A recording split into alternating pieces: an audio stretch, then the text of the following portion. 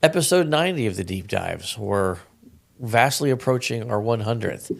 But today we're going to be talking about a little bit about the Grateful Dead. We're going to be talking about what we all went through this past week with a huge event in town called Sportsman's Night Out. And we're also going to be talking a little bit about forgiveness, which comes from the church we go to, the Sunday morning service this past week. So hope you have fun. Very good.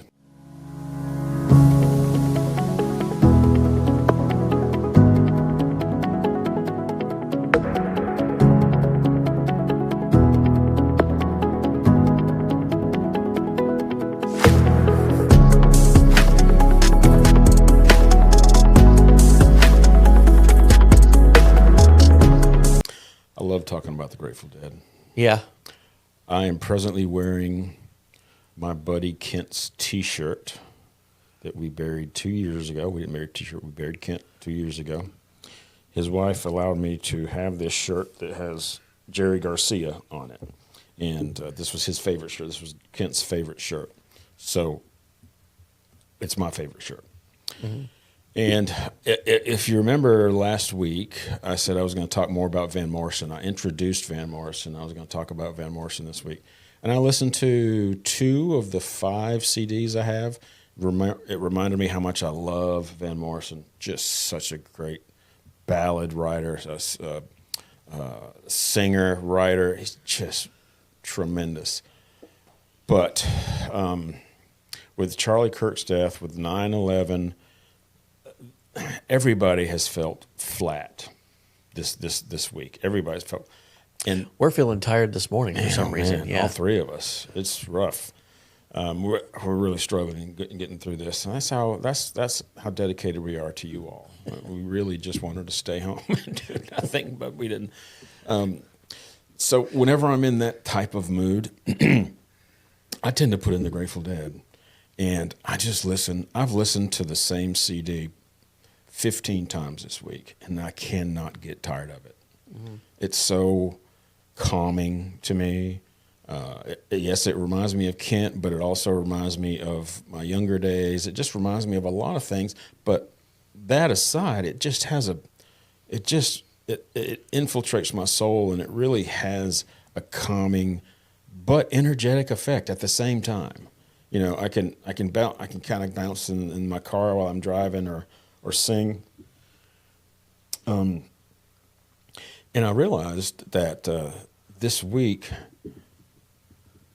did you know the Grateful Dead, their lyrics are pretty much G-rated? Mm-hmm. They are G-rated.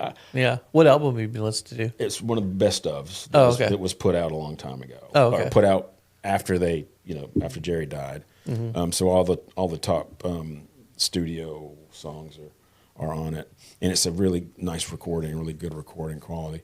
But I'm listening to the words, and all they talk about is being dancing down by the riverside, a box of rain, a poem, a girl, a relationship.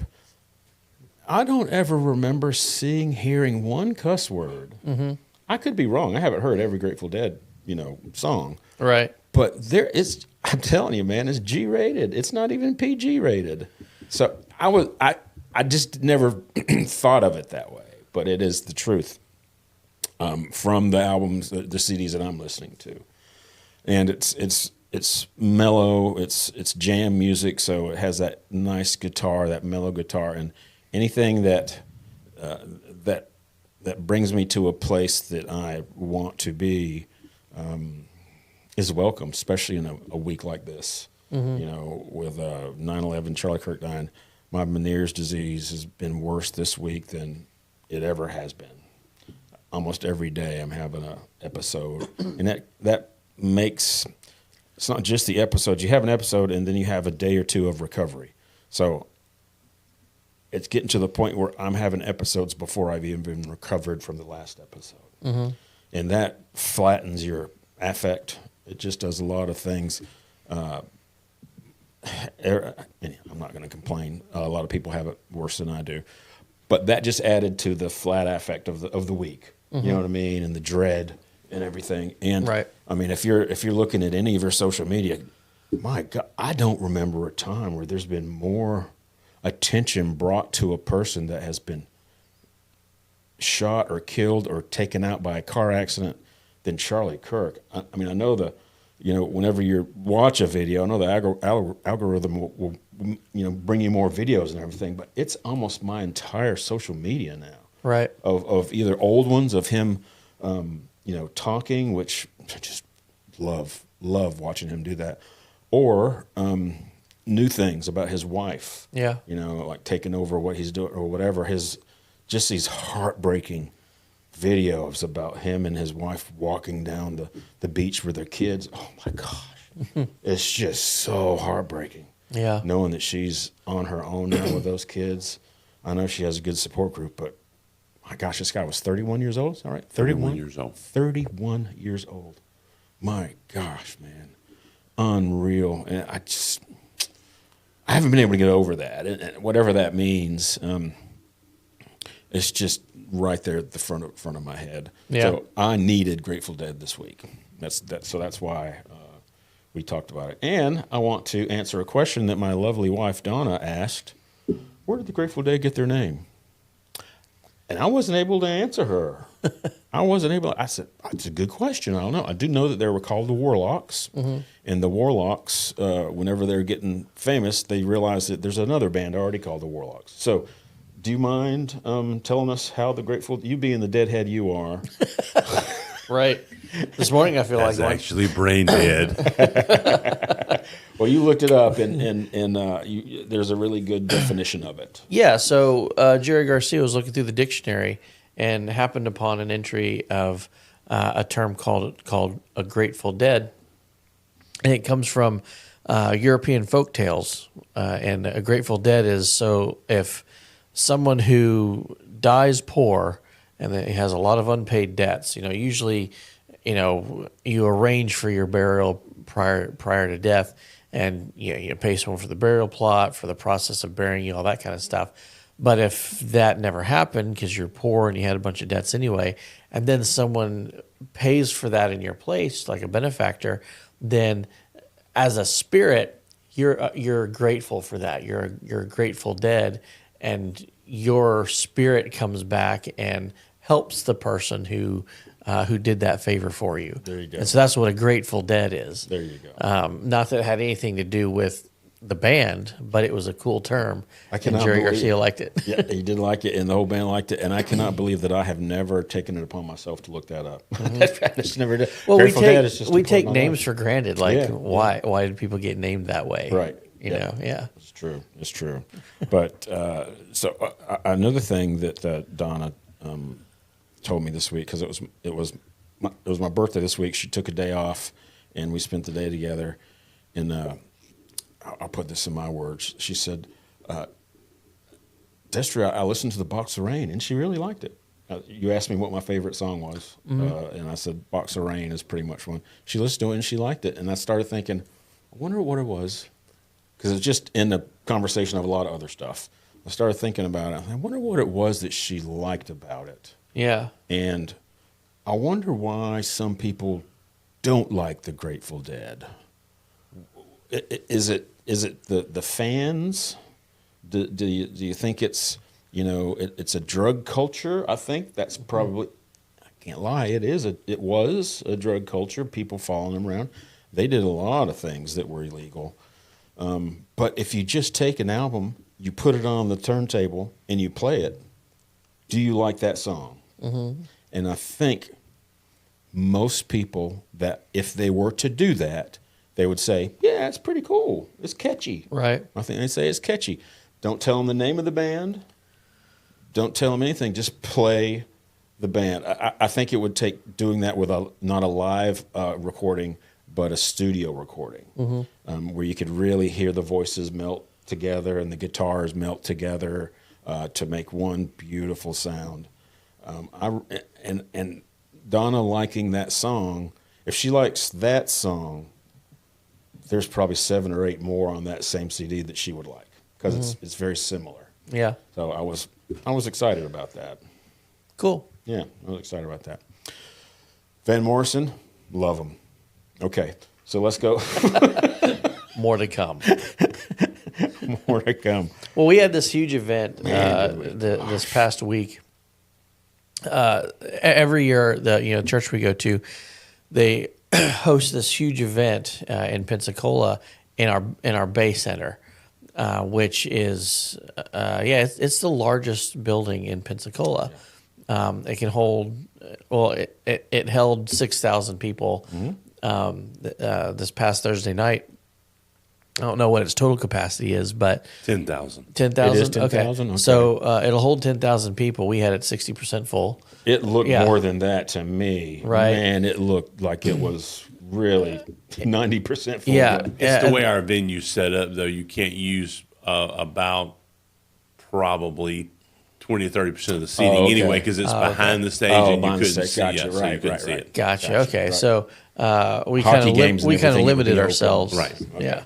But yeah. So and it's a huge event. It's planned for all year long. All this stuff, and there's like sponsors on the main floor, and we invite speakers to come in who a lot of people know. And this year it was a YouTube. One of them was a YouTube personality. Was it Deer Meat for? Deer Meat for Dinner, Rob Deer Meat- Arrington and his wife. Yeah, Deer Meat for Dinner. And it's a couple. They're both. My understanding is they're both Yep. equally a part of that channel. I was sitting on the main floor, recruiting for our gun club. Right. You were walking around doing the photography stuff. Chris, you were sitting in the stands listening to it all. But man, my goodness, what a huge event! Wow. Yeah. I think it's taken over as far as size goes. I think it's taken over our Easter event now, because the Easter event is in the next to the largest place or stadium in the Blue Wahoos Stadium. Do we know how much that holds? Well, it's different because the stadium is a big outdoor event. Yeah, right, The right. Bay Center is an enclosed building. Enclosed, right. So I think the stadium holds more than 10,000, doesn't it? I think it's actually smaller. I'm Really? not 100% sure. okay. I think it actually, because you don't have the outfield area Yeah. which has people sitting in it like Right. a lot of other It's like stadiums. a quarter of Our it. outfield actually looks out into the water. Yeah, it's Oh. beautiful. Yeah, the Wahoo Stadium seats 5,000.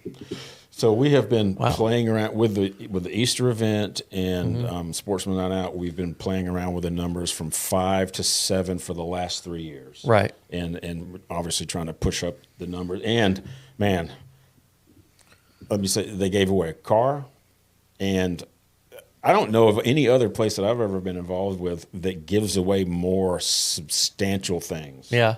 Guns, Yeah, trips, guns, cars, campers, trips, unbelievable. like gift cards, Yep. Yeti coolers, glasses. Oh, hunting trips. I mean, Yeah, hunting that are- trips. that are $10,000 hunting Yeah, trips. right. Yeah, all right. kinds of stuff. Yeah. And they bring in the hunting trips, they bring a camera crew with them, and they do a whole video of the hunting trip. It's crazy, Yep. man. I We're missed talking by 2 numbers of winning that last gun Oh, from no. Ghost. I'm sitting there going, Did ya? and I'm like, and he called, it's like 2 numbers above me, and I'm sitting there just going, and JDL's like, you're going to cry, aren't you? a lady called me. Let's see, that was Thursday. A lady called me Friday and said, "Destry, I don't want this gun." It was a rifle Creedmoor 606, 602, maybe 6.5 Creedmoor. Yeah, 6.5 Creedmoor. She said bolt action. She said, I don't really need this gun. Who do you think I should sell it to? You should sell it to me for a couple $100 is what I think you should do. Yeah. My best advice to you to sell it to me for a couple This gun's $100. really not worth that much. I'll do Really? you a favor, though. That's right. I'll even come get it for you. If that's what it was, like a $600 gun, $700 gun, depending upon where you look. But I don't have a rifle like that, and I don't need another gun, Chris. Come on, man. So you didn't buy it? I did not. Oh, is she still trying to sell it? You're kicked off the show now. I don't know if she sold it or not. What they do is give you a certificate, and she's trying to sell a certificate. It doesn't matter to the. Oh, she won this at the event. Yes. Oh, she I won thought this this at was a the separate event. story. Oh, okay. Sorry. Yeah, she won this at the event. Well, she was shoot, one of the give her my prize number. winners. if I still have her text. If you're interested, Yeah. I'm sure she probably sold it. It was Tuesday. She hasn't contacted me again, but I will. Okay. Certainly will. But anyway, it was fun. You were on the floor, and you were on the only table for the groups for Marcus Point, right? Right. We've had this conversation before. Is it worth the gun club going there? What is your thought on that now?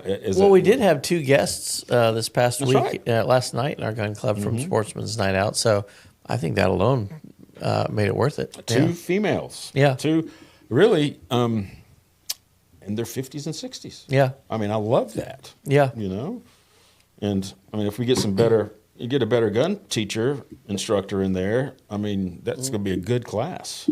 Absolutely. That's going to be good. And I'll be honest too. Like I almost didn't go because it was held on my birthday. That works, right? Yeah, and I had plans. Yeah, right. And it's usually held in August, but because they're doing work on the Bay Center, the church had to push it back, which is what put it in September. But I mean, it was a good time. I met a bunch of new people. We had these little dum suckers, and we put a little tag on it that says, "Don't be a dum, learn gun safety." And some information about our class. But yeah, it's fun. Saw a lot of people I knew, met a lot of people I didn't know. Awesome. The funniest thing, to me, is when little kids come by the table and they see the little suckers, and like a lot of time, it's usually one of 2 things. They're either too shy to take one, and I love like getting their attention, like, "Hey, you want a piece of candy?" And their eyes kind of light up. And then there's other kids who like, there's nothing shy about them whatsoever. This one little girl came up. Just grabbed one of those things, just started talking to me like she's a normal person, and it's just hilarious the conversation that you can have with little kids. That's funny. That's funny. I was part of my job was to take pictures of the sponsors or the people on the floor, right? Vendors, I guess. I don't know. 50 vendors, 60 vendors, maybe something like that. The floor was 1, 2, 3 rows, I think, and it was the whole distance of the floor. Man, it was one of the hardest jobs I've ever had because in front of each table, there was 5 or 6 people in front of every table. And my job is to say, "Excuse me, can I get a picture? Could y'all split and let me get a picture of the people that are the sponsors?" So anytime I needed to get a picture, it stopped the flow of traffic. Right. But I was able to end up getting a lot of them done. And whenever the event started, there was a 9/11 dedication. And I got some really good pictures of people just watching with the somber look on their faces. You know what I mean? Everybody was just kind of looking up, and you could tell they were sad, and they were, they were remembering what was going on. And I got some kids looking up, and it was fun. And I left after that. Yeah. You texted me and said, "Are you leaving?" I said, "I'm out of here, man," because there was 20 other people there with cameras. Right. I'm like, what am I going to So do? you're telling me I'm now the only one who stayed to Yes. the end of this thing? Yeah, the 'cause person that hates human beings the Yes. most? Yes, that's Well, true. I ended up leaving early too because, like I said, I had birthday plans. Yep. But yeah, Chris was the only one that stayed. Yeah. I felt, if I was more sensitive, I'd have felt bad, but I'm not, so I didn't. I had a backstage pass, so I'd take pictures. I'd go backstage for a good Coke, get a chicken finger, whatever. And I knew that Josh hadn't ate or drank anything. So whenever after we both left, texted and we both left, I brought you a Coke. Yep. A nice cold Coke. And I said, "Man, I'm full. I don't know. I couldn't eat another thing." Yeah. Well, that was the other thing too. Is like I hadn't really eaten all day. Oh, So I was dying. I should have brought you something. Oh, no, that's fine. I don't normally eat during events. I don't. But this was kind of, it wasn't a bunch of people in there at once. It was just Right. one or two coming in. So I just stayed and Yep. and drink some Coke. No, I ended up leaving while they were calling out the all the different prizes. Okay. Yeah. Gotcha. Wonder who won the car. This is the first year, I think. We gave away a.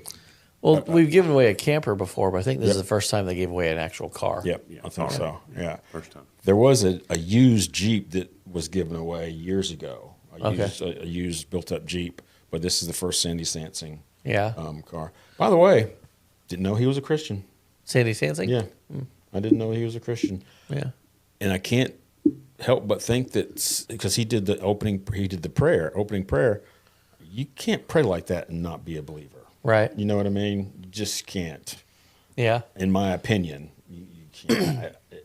I think he really is. But anyway, it was nice to see him, and the sheriff was there. You know, it's funny. I've done a couple projects for Sandy Sansing, engineering projects, but I don't remember if I've ever actually met him. Is that right? He could have been, but it could have been before I knew who Sandy Sansing was or Yeah.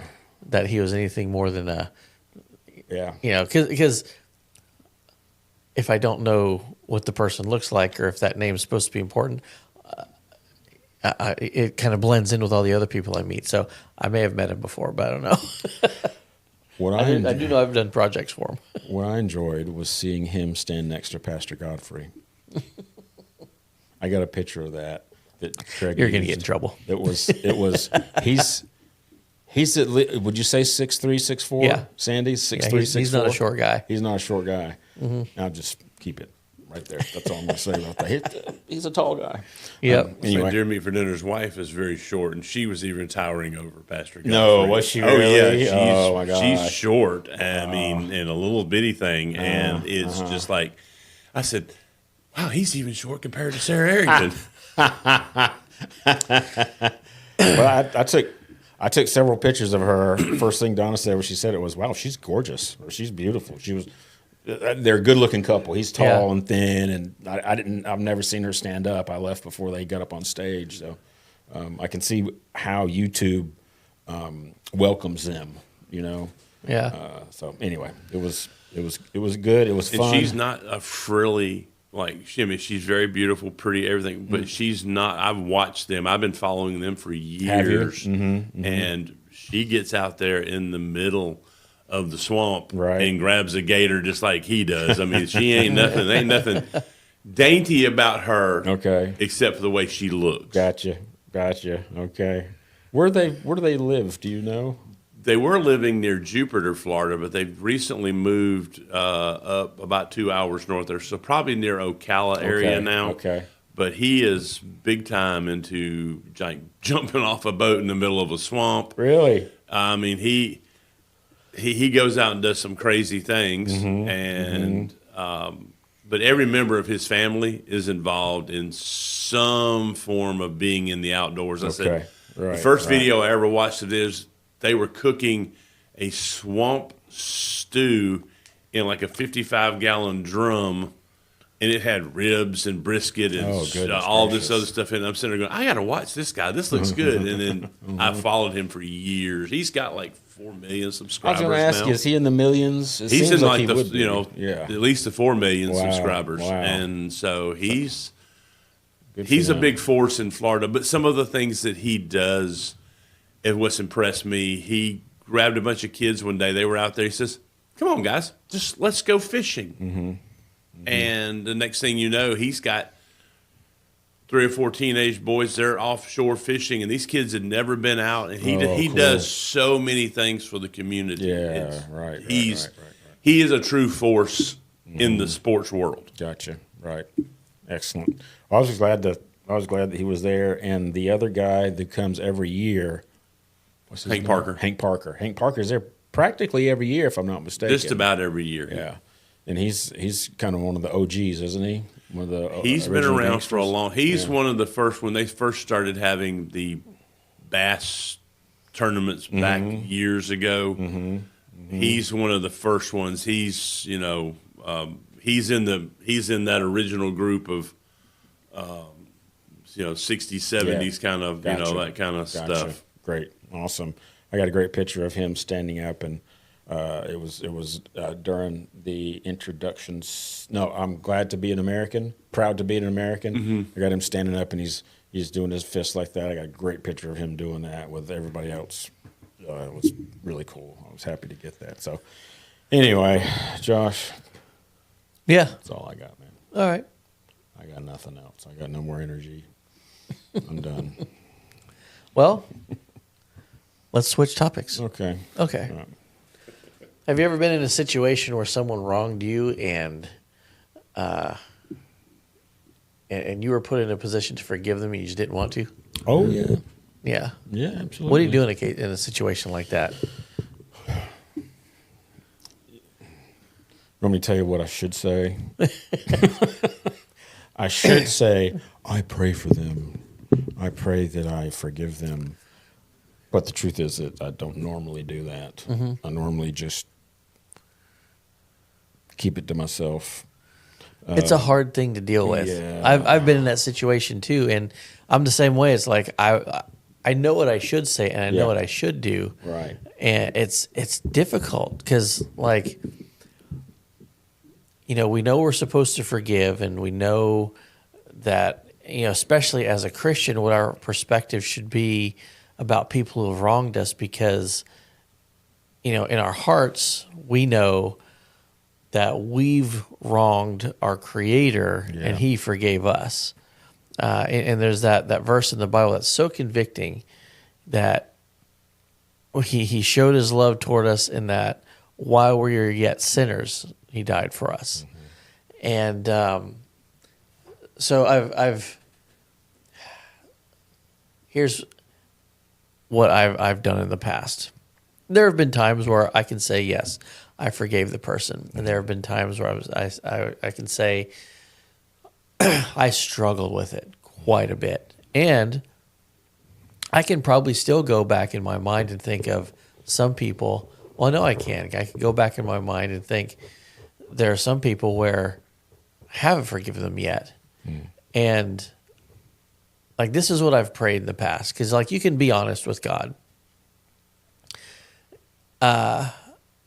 Like, I know I should forgive someone who has wronged me, but I don't want to, because of either the way they've wronged me or the extent to which they have wronged me, or for whatever reason.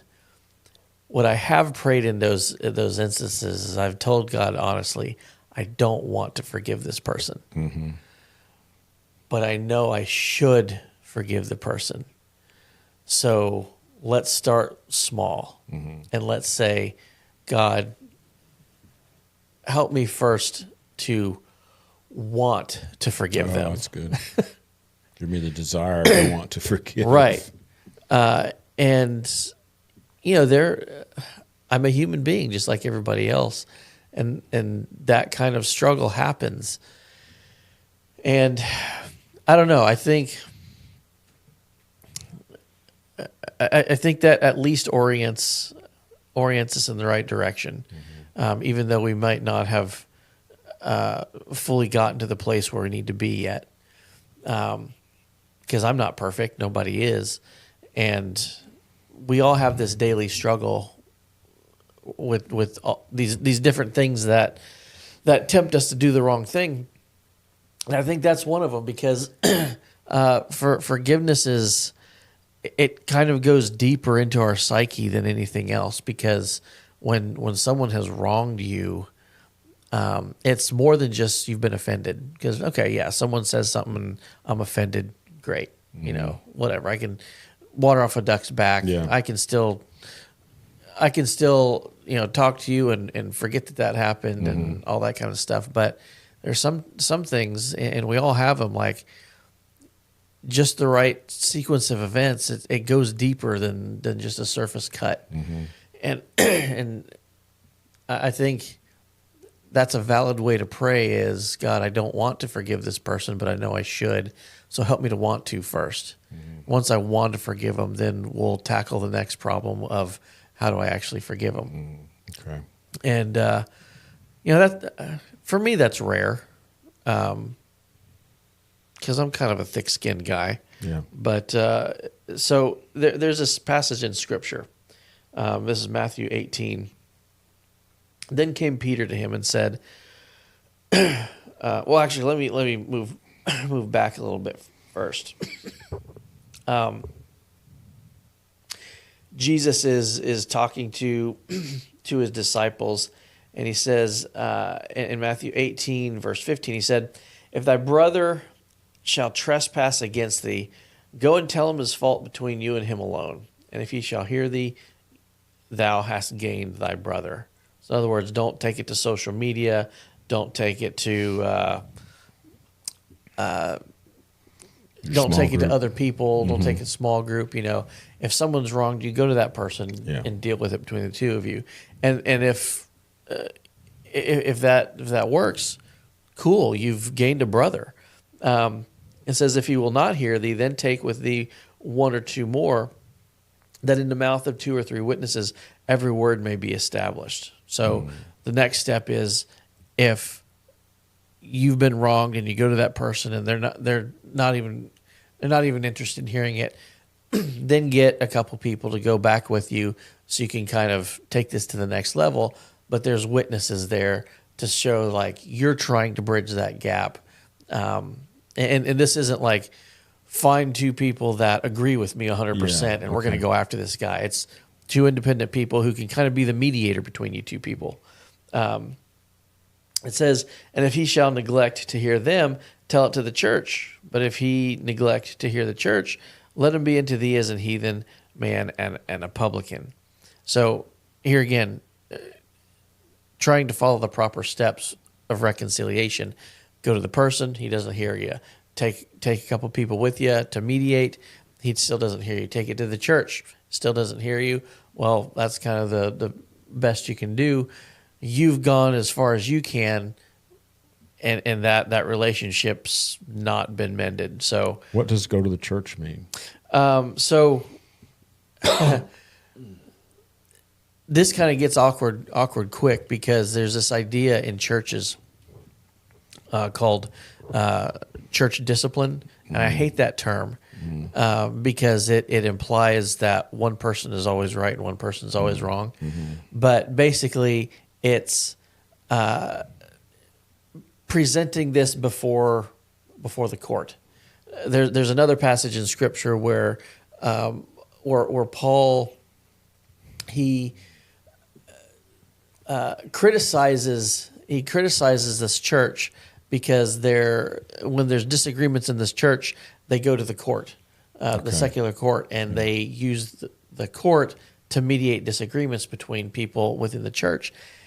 And he kind of he rips into him because he's like, why are you going? Why are the people that are in the church? Why are you going outside of the church to solve your disputes? Like, don't you realize that one day we're going to be set up as judges of this world, and yet you can't even deal with conflicts within your own community, and that's what's being referred to here is as a person who's trying to reconcile with someone who's wronged me or someone I've wronged. I go to that person and I try to achieve that. If it works, cool. Situation, a horrible thing avoided. Yeah. You've gained a brother. If it doesn't work, then you bring a couple other people in to help mediate the situation between you and that other person. And if that works, cool. If it doesn't, then you go to the next step and say, okay, as a church, what should we do about this? I'm trying to reconcile with this person, whether it's something I need to apologize for and seek his forgiveness, or if it's something that they've done to me and I'm trying to reconcile and offer my forgiveness for them, whether they're seeking it or not. How do we do this as a church? And if it works, cool. We had to go to that third tier, and it's embarrassing, it's humiliating, but it roots out the problem. And yet sometimes that doesn't work because it's difficult to forgive a lot of times, and sometimes the hurt is so bad that the desire to forgive isn't there. And even when it's taken before the church, what can you do? I can't force someone to reconcile with me, but I can I can provide every avenue available to me as possible. And if it doesn't work, then, well, there's some issue here that goes deeper, but it's irreconcilable. So the two parties need to part ways. Mm-hmm. And that's why it says, if he neglect to hear the church, let him be unto thee as an heathen man or a publican, or else, in other words, someone I no longer associate with or hang out with or whatever, because there's something between us that's irreconcilable.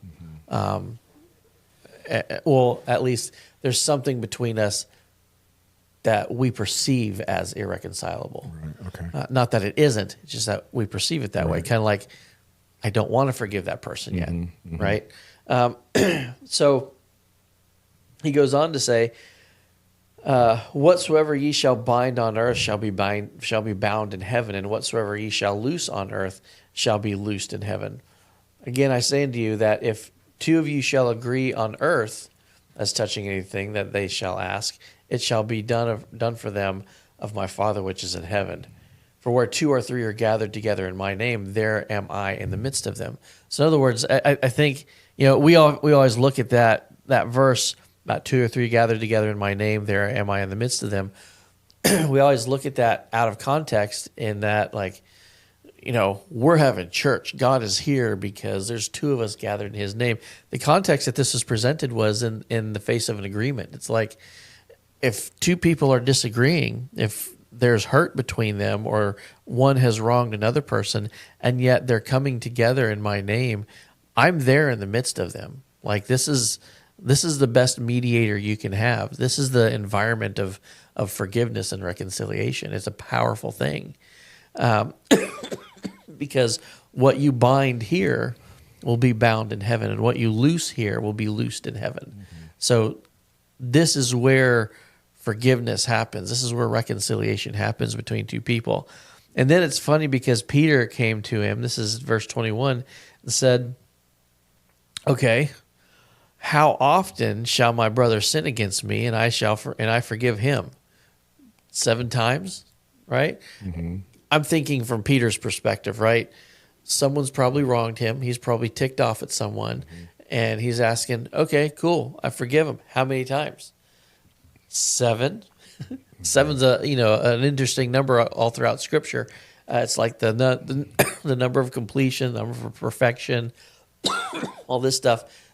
He's probably thinking, like, if I've forgiven someone 7 times, my forgiveness is perfect. Now it's all them. Okay. Okay. All up to right? them. Mm-hmm. And Jesus makes an interesting remark that goes deep into the history of Israel.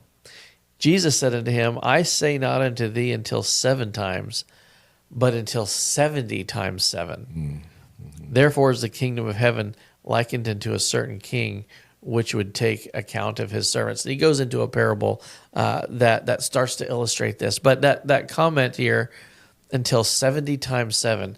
So why would Jesus even use that as a number? 70 times 7. Well, back in the Old Testament, this is 2 Chronicles chapter 36, verse 20. This is talking about the Babylonian captivity, which was 70 years. So we find that number 70 there.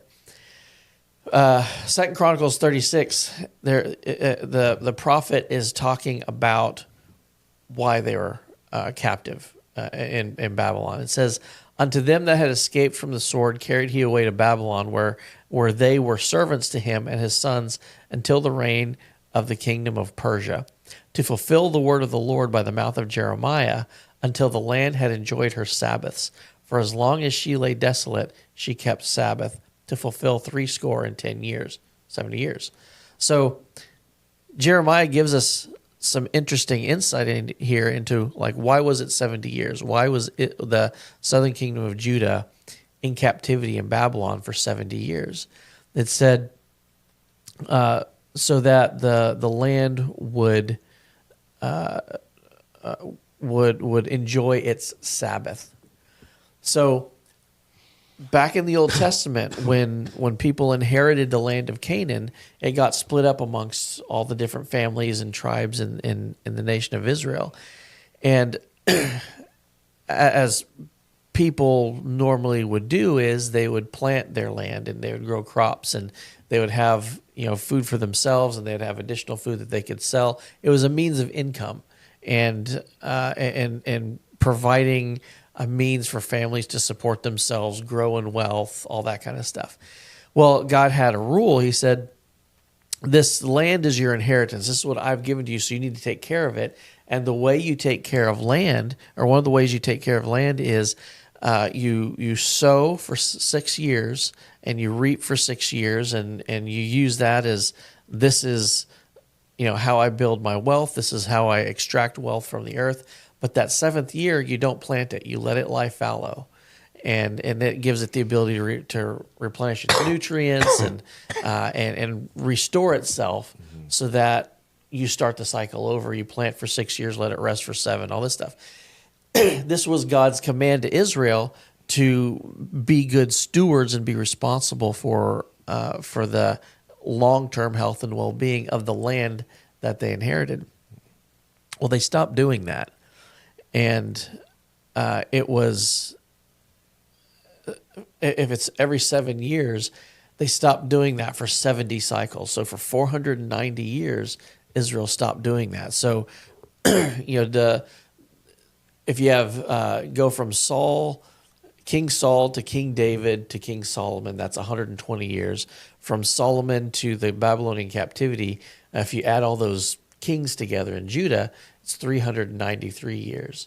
So somewhere in the time of Saul, they stopped doing this in their land. And so for 490 years, it's like midpoint of Saul, they stopped doing this. So for 490 years, they didn't let the land enjoy that Sabbath. So you have 70 times 7. And by the time it comes to the Babylonian captivity, the reason it was 70 years, God said, is because you need to enjoy the land needs to enjoy its Sabbath. It needs to lie fallow. And so since you skipped 70 cycles, 70 of these 7-year cycles, you're going to be in captivity so that the land can make that up 70 years. Okay. And so I think that's interesting, because what Jesus was alluding to when he was talking to Peter, is Peter's like, how many times do I need to forgive him? 7 times? That's the perfect number. And Jesus said, well, look back at your history. God forgave you. I mean, there were consequences that came from your actions, but God forgave Israel even though you did this for 490 years, almost 5 centuries.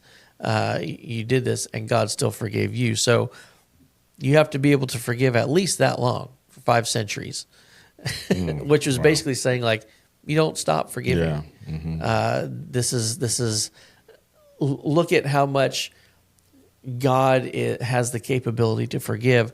We're supposed to strive to be like that. So if he can forgive 5 centuries of wrongdoing, you can forgive whoever's doing whatever to you. Mm-hmm.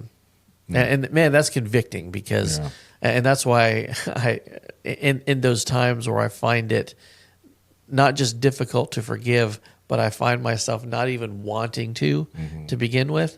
That's why I start praying. And this is, it's been successful before in my own life. God help me to want to forgive, because that desire has come and allowed me to go to the next step. But that doesn't mean I still don't struggle with it from time to time. Right. Gotcha. I don't think it's wrong to struggle, but I think it's wrong to just rest in that struggle and not at least try to want to get out of that struggle, if that makes sense. Well said. It does. Yeah. Absolutely. Thanks, Josh. Appreciate that. Forgiveness is something everybody struggles with, I believe. I mean, everybody, one way or another. And it's tough, especially whenever you're seeking forgiveness from somebody who doesn't think they've done anything. There's so many different variations of forgiveness with just two people, Right. that it can get complicated, especially, if you've offended or you've hurt somebody that you love. Right. I think that's even more difficult. Well, our pastor started this sermon series last week called For Dummies. And the first one happened to be Forgiveness for Dummies.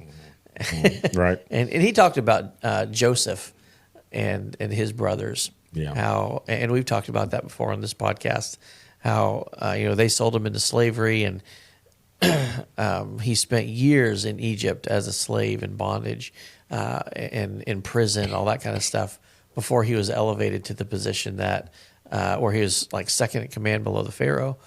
And when his brothers did eventually come and come to Egypt to try to bargain with the Pharaoh or the second command to try to get food and all that stuff, and he revealed himself finally, they started freaking out because the practice of the day was, you've wronged me, I'm really important and powerful, I can just take out my revenge on you.